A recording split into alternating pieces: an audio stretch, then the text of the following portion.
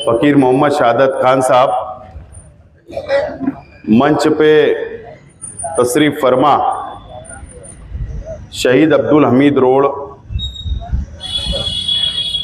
के तमाम ही पार्टी के ज़िम्मेदारान, तमाम ही ख्वाहिशमंद उम्मीदवार और मेरे सामने तशरीफ़ फरमा वार्ड के तमाम ही बुज़ुर्ग हज़रात, नौजवान साथी और अभी अभी अल्ताफ़ भाई और रऊफ़ भाई का पार्टी के अंदर इस्तिकबाल हुआ, ऐसे तमाम ही हमारे साथी, दोस्तों और साथियों, सबसे पहले मैं इलाके के तमाम ही इलाके की आवाम को मुबारकबाद पेश करता हूं और कई दिनों से कोशिश जारी थी। आमतौर पर जो पुराना वार्ड नंबर 7 और अभी का वार्ड नंबर 8, अगर आप देखेंगे तो इस इलाके के अंदर शादी हॉल के लिए या प्रोग्राम करने के लिए ग्राउंड नहीं है। एक ग्राउंड जो उड़को कॉलोनी में था, वहां पर ख्वाजा गरीब नवाज हॉल बनाया गया और उसके बाद अगर हम देखें तो यही एक जगह हमको नजर आती है। बहरहाल हमारी कोशिश जारी थी और इलेक्शन से पहले ये काम मंजूर हो चुका था, लेकिन असेंबली इलेक्शन के बाद फंड रुक गया हुआ था। फिर दोबारा हमको कोशिश करना पड़ी, हुकूमत महाराष्ट्र के पास पुरावा करना पड़ा और उसके बाद वो फंड रिलीज हुआ और उसके बाद बाकी की प्रोसीजर आगे बढ़ी, टेंडर वगैरह हुआ और आज खुशी हो रही है कि आज आप लोगों की मौजूदगी के अंदर हम लोग संग बुनियाद रख रहे हैं। ये बात बिल्कुल सच है कि यहां पर दो राय इससे पहले भी आई। कई लोगों का ये डिमांड थी इस इलाके के आसपास के रहने वालों की कि इसको ओपन ग्राउंड रखा जाए,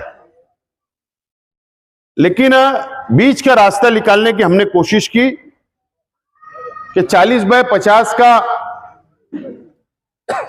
आरसीसी एक हॉल तामीर होगा, उसमें टॉयलेट वगैरह रहेगी, रूम रहेंगे, एक हॉल रहेगा और उसके साथ साथ में ओपन ग्राउंड रहेगा और यहां पर सीमेंट कंक्रीट और वॉल कंपाउंड की दुरुस्ती और रंग रंगोटी होगी, कलर होगा। इस तरीके का ये काम है और उसका आज इफ्तिदा अमल में आ रहा है, काम की शुरुआत हो जाएगी और मुझे उम्मीद है कि इस इलाके की आवाम इससे भरपूर फायदा उठाएगी। चाहे एंगेजमेंट हो, मंगनी हो, शादी हो या दीनी मिल्ली समाजी काम हो, इस इलाके की आवाम इससे भरपूर फायदा उठाएगी। शेख रशीद साहब का एक नजरिया था, महमूद शाह साहब ने अभी जिक्र किया बातों बातों में कि किसी दीनी शख्स का नाम इस ग्राउंड को होना चाहिए। मुझको याद है कि शेख रशीद साहब के पास कोई तजवीज आती थी कि हम चाहते हैं कि आपके नाम से यह हॉल रखा जाए, आपके नाम से ग्राउंड रखा जाए, आपके नाम से फला स्कूल का नाम रखा जाए, तो शेख रशीद साहब मुखालफत किया करते थे। शेख रशीद साहब का बिल्कुल यह बोलना था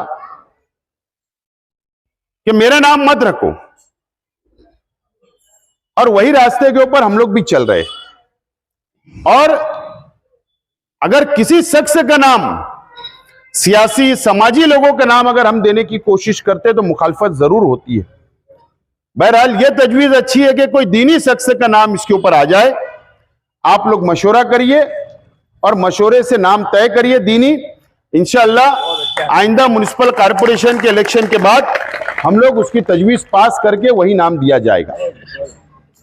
बहरहाल एक 15 दिन से जलसा होने के बाद से मैं कोई सियासी बयानबाजी नहीं कर रहा हूं, कोई मीटिंगें नहीं ले रहा हूं, और तमाम ही ख्वाहिशमंद उम्मीदवार से मैंने गुजारिश की कि अभी तक कम से कम ऑब्जेक्शन सजेशन जो यादी पे चल रहा है, एतराज चल रहे हैं, उसके ऊपर काम करिए, उसके ऊपर तवज्जो दीजिए। एक इलेक्शन हम हार गए, उस पर तवज्जो नहीं दिए, मेहनत नहीं की, अलग अलग इलाकों के नाम अलग अलग यादियों में आए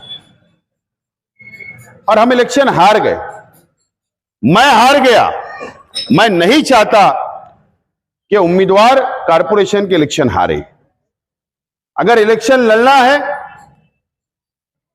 तो बुनियादी काम लेकर हमको करना पड़ेगा। ये बुनियादी काम होता है वोटर लिस्ट का, और उसके लिए स्टडी जरूरी है, उसके लिए एतराजात लेना जरूरी है, उसके लिए कारपोरेशन सिस्टम से लड़ना जरूरी है, और उसके बाद ये पहली सीढ़ी होती है इलेक्शन लड़ने की, वो मुकम्मल हो जाने दो। मुझको लगता है कि 12 तारीख को फाइनल यादी का तो डेट दिख रही है, हो सकता है वो 15 हो जावे। उसके बाद हम लोग सियासी तौर पर मीटिंगें वगैरह वार्ड के अंदर लेंगे, और उसके बाद ख्वाहिशमंद उम्मीदवारों से बातचीत की जाएगी, एतमाद में लिया जाएगा, आवाम की राय ली जाएगी। मैं खुद वार्ड के अंदर आने वाला हूं, मैं खुद मेरी तरफ से पार्टी की तरफ से मीटिंग कॉल करने वाला हूं।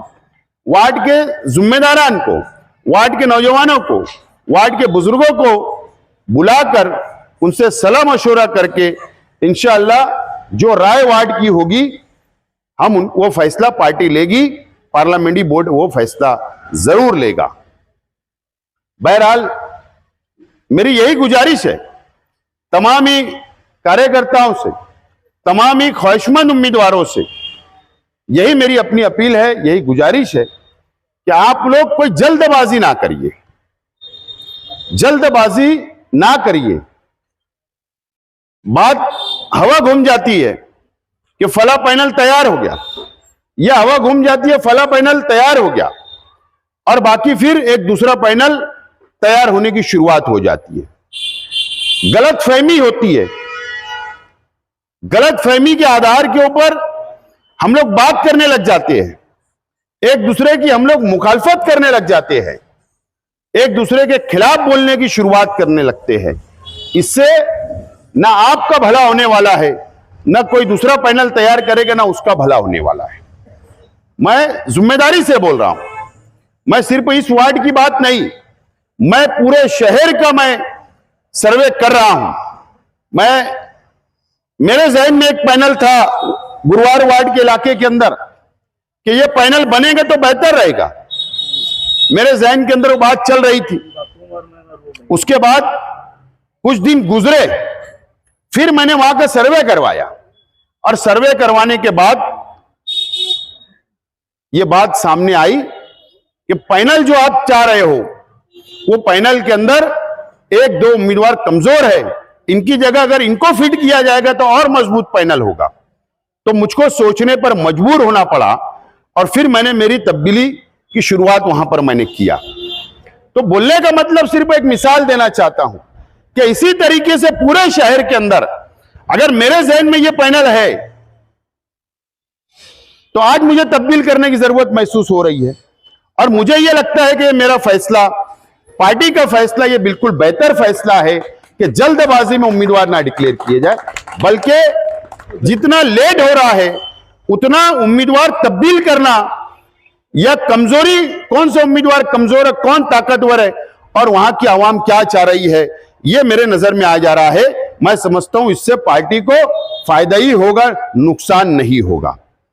तो आज यहां तमाम ही ख्वाहिशमंद उम्मीदवार हैं, तो आप लोग से मेरी रिक्वेस्ट है, गुजारिश है, ठीक है, ये मैं किसी को रोक नहीं सकता हूं कि भाई आप अपनी उम्मीदवारी ना जाहिर करो, आप उम्मीदवारी मत मांगो, आपको पूरा हक है, आपको मेहनत करने का, आपको उम्मीदवारी मांगने का, पार्टी के पास बिल्कुल आपको पूरा हक है, उसके अंदर मैं पोल इनकार नहीं कर सकता हूं, वह आपका अपना हक है, वह आप काम करते रहे। पार्टी और पार्टी के जिम्मेदारान हम लोग खुद सर्वे हम लोग करवा रहे हैं और सर्वे करवा कर हम लोग धीरे धीरे धीरे हम लोग आगे बढ़ने की हम लोग शुरुआत कर रहे हैं।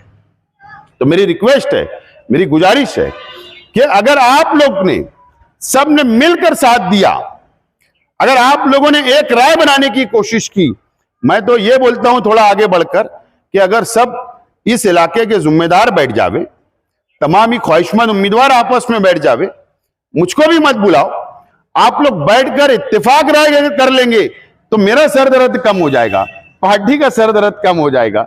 मैं तो ये चाहता हूं। लेकिन बहरहाल ठीक है, इलेक्शन में जब उतरे हैं तो जाहिर सी बात है नाराजगी भी लेना पड़ेगी।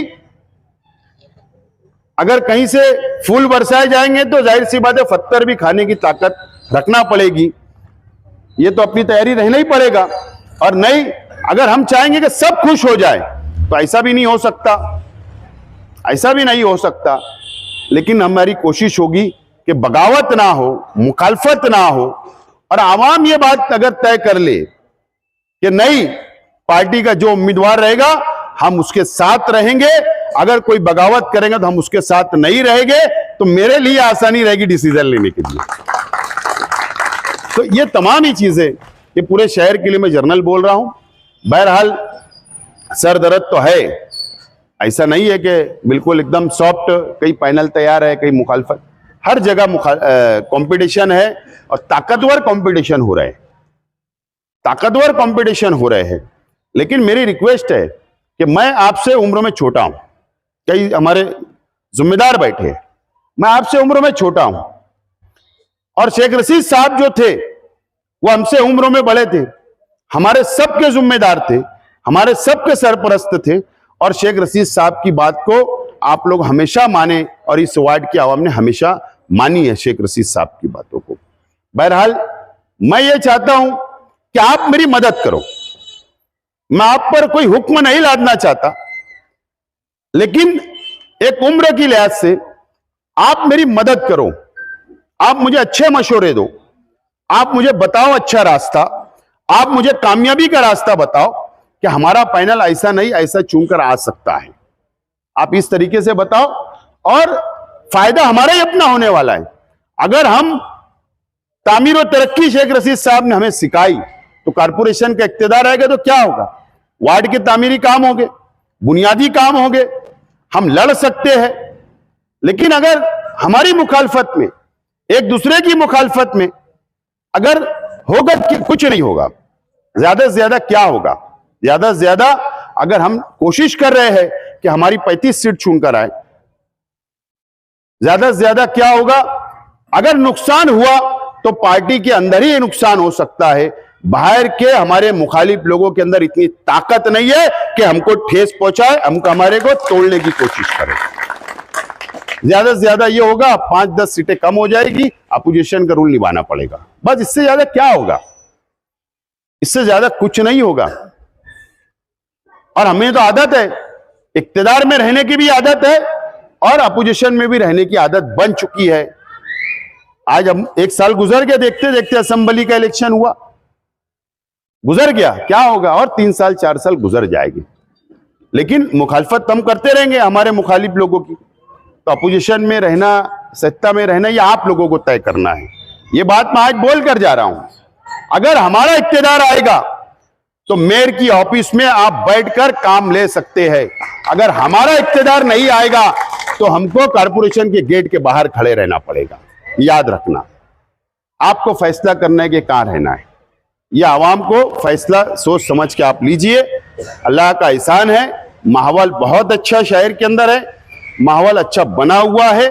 बस सही तरीके से अगर हम लोगों ने प्लानिंग कर ली, हिकमत अमली हमने कर ली, और अगर इस मर्तबा आप लोगों का साथ रहा, ख्वाहिशमंद उम्मीदवारों का साथ रहा, और अगर आपने मेरी मदद की, पार्टी की मदद की, तो हम शेख रशीद साहब की सोच को आगे बढ़ाते रहेंगे।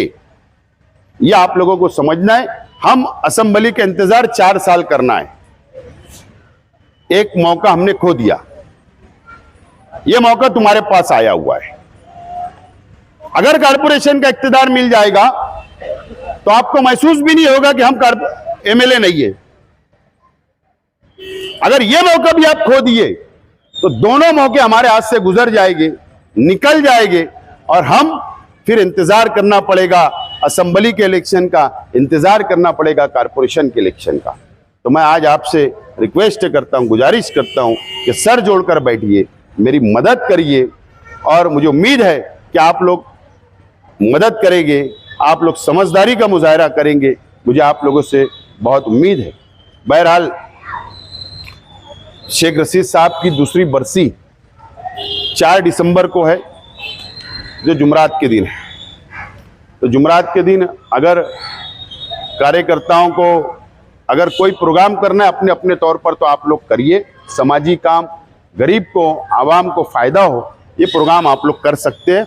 बहरहाल जुमा के दिन 5 दिसंबर